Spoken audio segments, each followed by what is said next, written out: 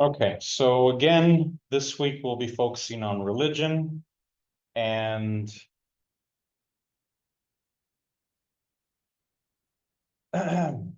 today and on Thursday. But today I'm just gonna kind of skip ahead and do a little part of it, and then I'll leave the rest for Thursday.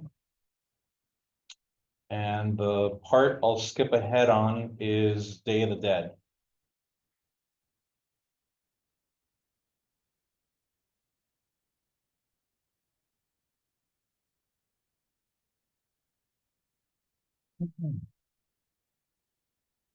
So Day of the, how do I put this? Day of the Dead is associated with Mexico. But that doesn't mean that Mexico is the only place that commemorates their dead. It's a very common thing for people to do throughout the world, and I'd imagine at least most cultures. But they do have a specific, unique way of remembering the dead that is connected to indigenous ways of commemorating the dead. Uh, Even within Mexico, there's, different ways of doing it and different influences. For example, some parts of Mexico have a stronger Aztec influence, other parts have a more Mayan influence, others have what they call Purepecha influence. And so there's lots of Native American groups with their own regional influences. It's not just one or even, just the like two big ones that we hear about regularly or more often. All right. One of the things that is important in this topic of religion is religious syncretism. And we learned about religious syncretism when we learned about the Virgin of Guadalupe. And you might recall the religious syncretism was when they used the existing beliefs of an indigenous group and found what was similar between the indigenous spiritual beliefs and Christianity, specifically Catholicism, that they were trying to convert them to, and made use of those similarities to help with the transition and conversion. And, so you might recall, for example, the location where the Virgin of Guadalupe appeared was already a place associated with a female deity, mother of gods, within in Aztec or Nahuatl spirituality. And so then they would destroy any symbols of deities they would encounter, replace them with the cross. They, wherever, places like where the Virgin of Guadalupe appeared in Tepeyac, they would remove the old and replace it with the new approved symbols and churches and chapels and cathedrals and basilicas, so that people could continue praying or doing pilgrimages to the same places they were doing so before, only now to the new approved religion. I mean, there are Catholic churches in Mexico that were literally built on the foundation of pyramids or, sort of indigenous temples, or the bricks, the stones used to build the Catholic churches were built with the bricks or stones of the temples that already existed there for Native American deities. So on that note, going back to Day of the Dead, the Aztecs had a whole month dedicated to the dead. Now, their months were different. I think their months were 20 days long, but they had a month dedicated. And this connects through religious syncretism to the Catholic calendar by identifying All Souls Day as the the date in the Catholic calendar when they were allowed to do that, to remember their dead. And so that is November 2nd. And so, yeah, that's how they were able to continue to do things similarly as in the past. It just had to be on the right date that was approved within the Catholic calendar. What is the difference in the way of remembering the dead? The Aztecs were big on duality, kind of like, it's almost like you need evil in order to have good, or you need night in order to have day. They believed in cycles. You need death in order to have birth. And so it was an attitude toward death that was very accepting of the fact of it being a fact of life. And the way it's practiced now is kind of, part of it is about remembering your ancestors. And then another part of it, especially when it's not directed to your own ancestors, it's kind of like poking fun at death itself. And so not treating it as something evil or scary, but just a little bit more matter of fact.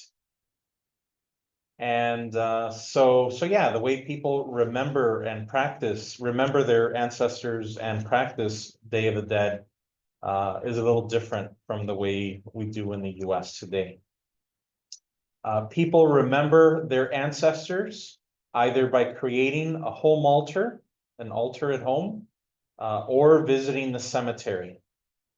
And whether it's at home or you go to the cemetery, you can provide food that your ancestors loved, and some popular traditional things, symbolic things would be a pastry called pan de muerto, kind of bread of the dead. There's also sugar skulls, so in the shape of a skull made of sugar. There's atole, a pre-Hispanic drink made of cornmeal. And so yeah, people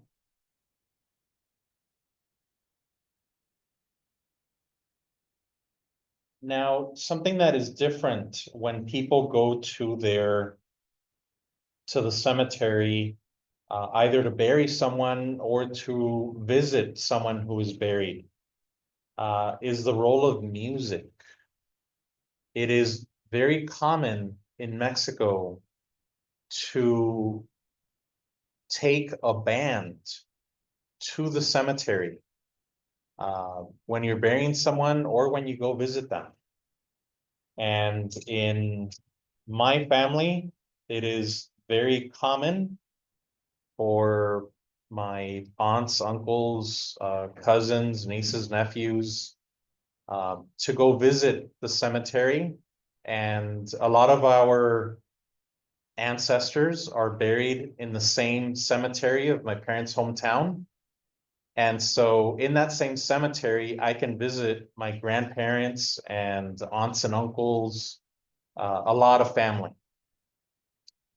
And so yeah, it's not uncommon for us to get together and hire a band to go play the favorite songs of our loved ones who passed away. And so we take a band and they'll play my grandfather's favorite song and one uncle's favorite song and another uncle's favorite song. And it's almost like we're just visiting all these different burial sites in the cemetery. And it's very normal or common.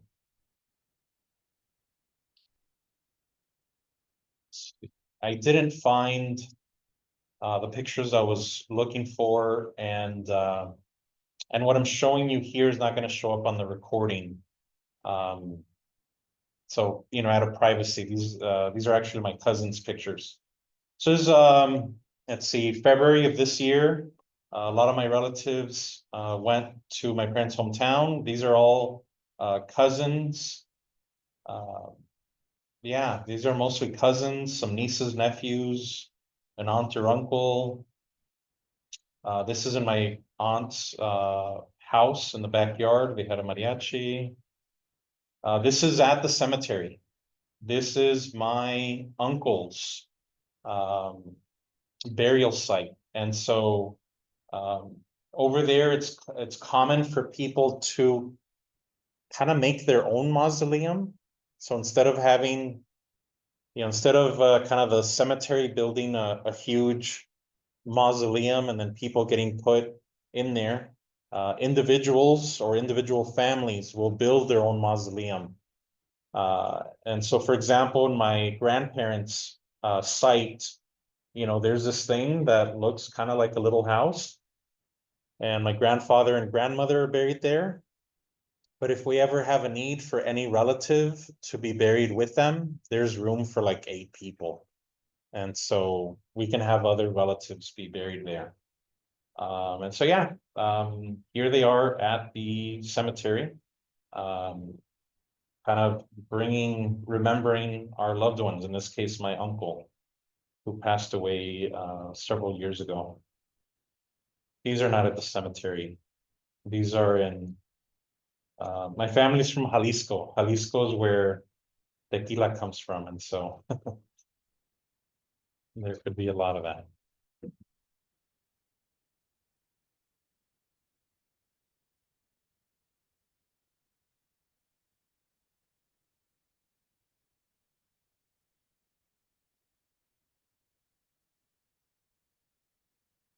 Okay, then the other part of it, the part where I mentioned kind of like poking fun at death. There's different aspects of that. One of them can be poking fun at it. Another aspect of it is kind of political commentary, is historical and traditional associated with it. For example, Jose Posada was a cartoonist for newspapers in, I think, the 1920s in Mexico. And so he would draw these cartoons for the newspapers to accompany stories. And so La Catrina, this well-dressed female skeleton here, was about being critical of the elite and their consumerism, and it was about social critique. And this has probably one of the symbols that has had the biggest legacies that's still used today.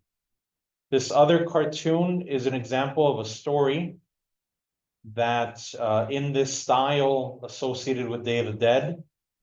This was a critique of the Mexican electric car, not what did they call them? Kind of electric trolleys, the electric trolley system that they had. It was a critique of how unsafe they were. And there was an instance where there were lots of children in one of these trolleys, had an accident, and a lot of the children died. And so hence, this is bringing attention to this issue of the safety or lack thereof of those trolleys.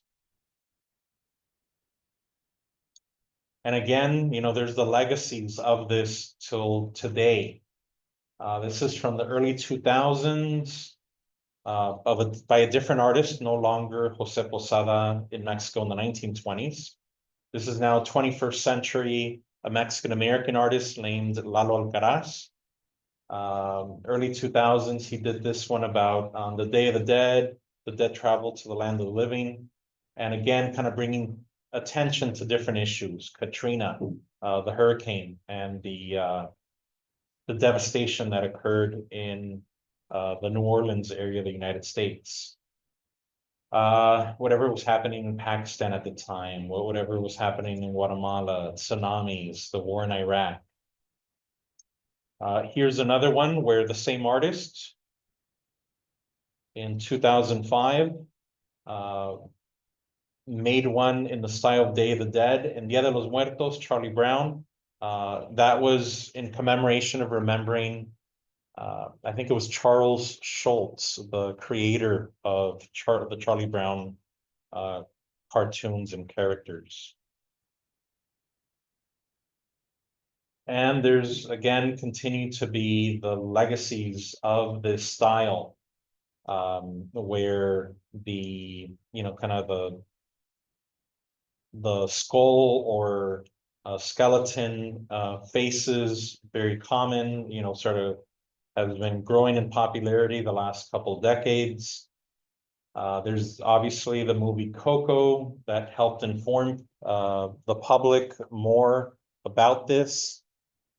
And I am a fan of the movie Coco. I do think they did a good job of researching the topic and not misrepresenting the celebrations and all that. So I think they did a good job. And also helped connect this growing style with what I would argue is its origins.